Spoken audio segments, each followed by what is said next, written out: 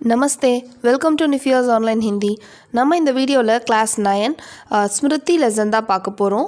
So NCERT சிலபஸில் இருக்கக்கூடிய class 9 ஸ்டாண்டர்டுக்கான Smriti. Okay, இதில் प्रश्न 1 பாருங்கள். प्रश्न 1, भाई के बुलाने पर घर लौटते समय लेखक के मन में किस बात का डर था? பாய் கே புலானை பர். ஸோ அவங்களோட பிரதர் கூப்பிடுறாரு. ஸோ லேக்கக்கை வந்து அவங்களுடைய பிரதர் வந்து அண்ணா வந்து கூப்பிடுறாங்க வீட்டுக்கு வர சொல்லி. அப்போ வீட்டுக்கு போகும்பொழுது அந்த லேக்கக் அந்த ஆத்தருடைய மனசில் என்ன விஷயத்துக்காக பயம் இருக்குன்னு சொல்லி கேட்குறாங்க. டர் அப்படின்னா பயம். உத்தர், भाई के बुलाने पर घर लौटते समय लेखक डर गया था. பயந்துட்டாங்க. डर गया था ना பயந்துடுறாங்க. उसे लगा कि उसके बड़े भाई जरबेरी से बेर तोड़ कर खाने के लिए डांटेंगे और उसको खूब पीटेंगे. அவங்களுக்கு என்ன பயம் இருந்துச்சு அப்படின்னா, उसके भाई ஜர்பேரி சே பேர், அதாவது அந்த இது ஜுஜுபி இருக்கு இல்லையா, இலந்தா பழம் இருக்கு இல்லையா, ஸோ அந்த மரத்தில் இருந்தவர் என்ன பண்ணுவார் அப்படின்னா, அது நோ ஜர்பேரி அப்படின்னா ஸ்ட்ராபெரி. அந்த ஸ்ட்ராபெரி மரத்துலேருந்து எடுக்க அந்த பெர்ரிஸை வந்து எடுத்து சாப்பிட்டுட்ருப்பார். பறித்து சாப்பிடுவார். அப்படி பறித்து சாப்பிட்டதால் தன்னை வந்து திட்டுவாங்க, அடிப்பாங்க அப்படின்னு சொல்லி அவர் பயப்படுவார். ஜர்பேரி அப்படின்னா ஸ்ட்ராபெரி, பேர் அப்படின்னா பெர்ரிஸ். नेक्स्ट, मक्खनपुर पढ़ने जाने वाली बच्चों की टोली रास्ते में पढ़ने वाले कुएं में डेला क्यों फेंकती थी? மக்கன்பூர். ஸோ இந்த லேக்கக் அவருடைய ஊர்லேருந்து மக்கன்பூர் அப்படின்ற ஊருக்கு வந்து பசங்க படிக்கிறதுக்காக போவாங்க. அப்படி போகிறச்ச வழியில் ஒரு வெல் இருக்கும், கிணறு இருக்கும். அந்த கிணறுல ஏன் பசங்க அங்கே இருக்க லம்ஸ் எல்லாம் தூக்கி போடுறாங்க, அதாவது கட்டி ஏதாவது என்னென்னலாம் கையில் கிடைக்குது எடுத்து போடுறது, ஏன் அப்படி போடுறாங்கன்னு சொல்லி கேட்குறாங்க.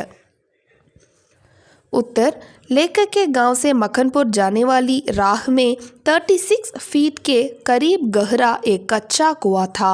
ஸோ லேக்கக் கே गांव से, ஸோ அந்த லேக்கக்கோட ஊர்லேருந்து மக்கன்பூர் ஜானே வாலி ராஹ்மே, மக்கன்பூர் போகிற வழியில் 35 அடி டீப், கரீப் கஹ்ரா அப்படின்னா ரொம்ப டீப்பாக இருக்கிறது, டீப்பாக இருக்க ஒரு வெல் ஒன்று இருக்குது, ஒரு கிணறு இருக்குது.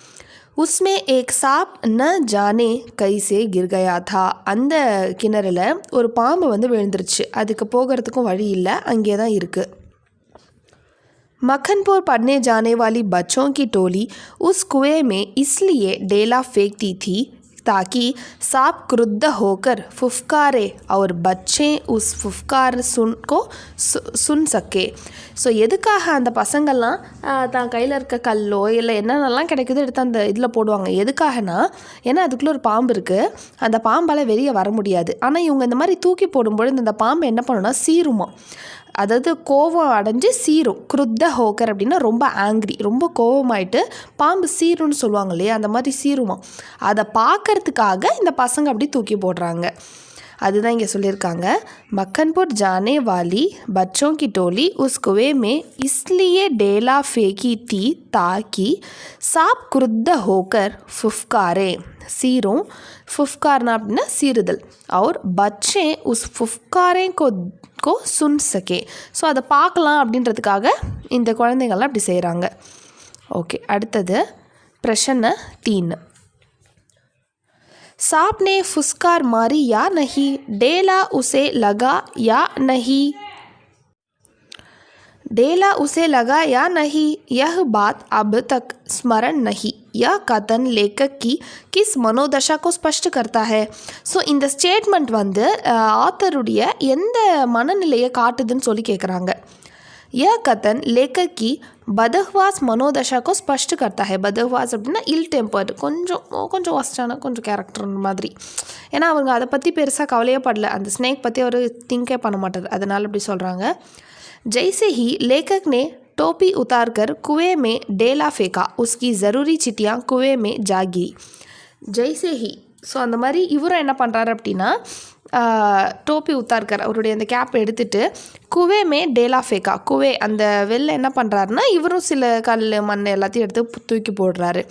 உஸ்கி ஜரூரி சிட்டியா குவேமே ஜாகிரி. அப்போ என்ன ஆச்சு அப்படின்னா, அவர் கையில் வந்து போஸ்ட் ஆஃபீஸில் போடுறதுக்காக கொஞ்சம் லெட்டர்ஸ் வச்சுருப்பார். தெரியாமல் என்ன ஆகிடும்னா அந்த சிட்டியாக அந்த லெட்டர்ஸும் அந்த கிணறுக்குள்ளே விழுந்துடும். उन्हें कुएं में गिरता देखकर वह பவுன்ஸ்குதா रह गया. அந்த லெட்டர்ஸ் எல்லாம் வந்து கிணறுல விழறதை பார்த்துட்டு இவருக்கு ரொம்ப ஷாக் ஆகிடுது. திகச்சு போயிடுறாரு. அந்த பவுன்ஸ்கா அப்படின்னா திகச்சு போகிறது, ஷாக் ஆகிடுறாரு, என்னடா இது விழுந்துருச்சு அப்படி சொல்லிட்டு. உஸ்கா தியான் சிட்டியோं को बचाने में लग गया. ஸோ அவரோட இப்போ கான்சன்ட்ரேஷன் எதில் போயிடுச்சு, அந்த லெட்டர்ஸ் எல்லாத்தையும் வந்து நம்ம எப்படியாவது நம்ம எடுத்துடணும் அப்படின்ற இதில் போயிடுச்சு. वह यह देखना भूल गया कि सांप को डेला लगा या नहीं और वह फुस्कारा या नहीं. ஸோ அவருடைய அந்த லெட்டர்ஸ் விழுந்தவுடனே அவர் அந்த இவர் தூக்கி போனது இதெல்லாம் பாம்பு மேலே விழுந்துச்சா, பாம்பு சீருச்சா அப்படின்றதையே பார்க்க மறந்துடுறாரு. அதுதான் இதோட ஆன்சர். நெக்ஸ்ட்டு प्रश्न 4. किन कारणों से लेखक ने चिट्ठियाँ को कुएं से निकालने का निर्णय लिया. ஸோ என்ன கொஷின்னா, என்ன காரணங்களால், என்ன ரீசன்ஸால் அந்த லெட்டர்ஸ் எல்லாத்தையும் இவர் அங்கேருந்து எடுக்கணும் அப்படின்னு நினைக்கிறாருன்னு கேட்குறாங்க. லேखक द्वारा चिट्ठियाँ को कुएं से निकालने के निम्नलिखित कारण है. ஸோ இந்த ரீசன்ஸ் எல்லாமே இருக்குது. என்னென்ன ரீசன் அப்படின்னா, ஃபர்ஸ்ட் ஒன் வந்து लेखक को झूठ बोलना नहीं आता था. ஃபர்ஸ்ட் திங் வந்து அந்த லெட்டர்ஸ் எல்லாம் நான் பத்திரமா கொண்டு போய் போஸ்ட் பண்ணிட்டேன் அப்படின்னு பொய் சொல்கிறதுக்கு அவருக்கு மனசு இல்லை. झूठ बोलना அப்படின்னா பொய் சொல்கிறது. चिट्ठियों को डाक खाने में डालने लेखक अपनी जिम्मेदारी समझता था. ஸோ அந்த லெட்டர்ஸ் எல்லாத்தையுமே கொண்டு போயிட்டு போஸ்ட் ஆஃபீஸில் வந்து போஸ்ட் போடணும் அப்படின்றத தன்னுடைய ரெஸ்பான்சிபிலிட்டியாக அவர் நினைக்கிறாரு. மூணாவது, லேखक अपने भाई से रुई की तरह पिटाई होने का भय था. மூணாவது என்னென்னா, அவருக்கு என்ன பயம் இருக்குது அப்படின்னா, தன்னுடைய அண்ணன்கிட்ட வந்து நம்மளால் அடி வாங்க முடியாது, அடி வாங்கணும் அப்படின்ற பயம் இருக்குது.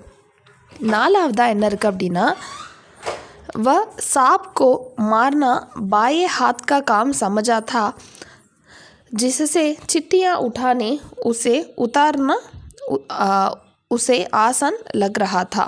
वह सांप को मारना बाएं हाथ का काम समझा था, जिससे चिट्ठियाँ उठाना उसे आसान लग रहा था. ஸோ இவர் என்ன திங்க் பண்ணுறாரு அப்படின்னா, ஒரு வஹ சாப்கோ மாறினா அந்த பாம்பை வந்து ஒரு பக்கமாக லெஃப்ட் ஹேண்டெல்லாம் அடிச்சிட்டாலும் இன்னொரு பக்கம் அடிச்சிட்டா என்ன பண்ணலாம், ஈஸியாக லெட்டர்ஸ்லாம் எடுத்துகிட்டு வந்துடலாம்ல அப்படின்னு நினைக்கிறாரு. ஸோ இதெல்லாம் 4 ரீசன்ஸ். அவர் வந்து அந்த லெட்டர் எடுக்கணும் அப்படின்னு நினைக்கிறதுக்கான 4 ரீசன்ஸ் இது தான். ஸோ இந்த வீடியோவில் நம்ம ஃபஸ்ட்டு 4 ப்ரெஷன்னு அதுக்கான உத்தர் பார்த்துருக்கோம். நெக்ஸ்ட் வீடியோவில் நம்ம 5th question. Okay, 5th question இப்போ பார்த்துடலாம். 6th எல்லாமே வந்து 6, 7, 8, 9 இந்த 3மே நம்ம வந்து நெக்ஸ்ட் வீடியோவில் பார்க்கலாம். இப்போது 5th क्वेश्चन பாருங்கள். सांप का ध्यान बटाने के लिए लेखक ने क्या क्या युक्तियाँ अपनाई. இப்போ அந்த பாம்புடைய கான்சன்ட்ரேஷனை வந்து கொஞ்சம் வேறு பக்கம் டைவர்ட் பண்ணணும். அதுக்காக இவர் என்னென்ன யுக்திகள்லாம் கையாளுறாருன்னு பார்க்கலாம். सांप का ध्यान बटाने के लिए लेखक ने निम्नलिखित युक्तियाँ अपनाई. அது என்னென்ன அப்படின்னா, उसने मुट्ठी भर मिट्टी फेंककर सांप का ध्यान उधर लगा दिया. முட்டி பர் அப்படின்னா ஒரு ஹேண்ட்ஃபுல் ஆஃப் சாயில், கை முழுக்க என்ன எடுத்துக்கிறாருன்னா மண் எடுத்துக்கிறாரு. அந்த மண் எடுத்து அது மூஞ்சி மேலே போட்டோம் அப்படின்னா கொஞ்சம் நேரத்துக்கு டைவர்ட் ஆகும்ல அது. அடுத்ததாக என்ன பண்ணுறாருன்னா, उसने अपने हाथ का प्रहार करने की बजाय उसकी तरह डंडा बढ़ा दिया, जिससे सांप ने सारा विष डंडे पर उगल दिया.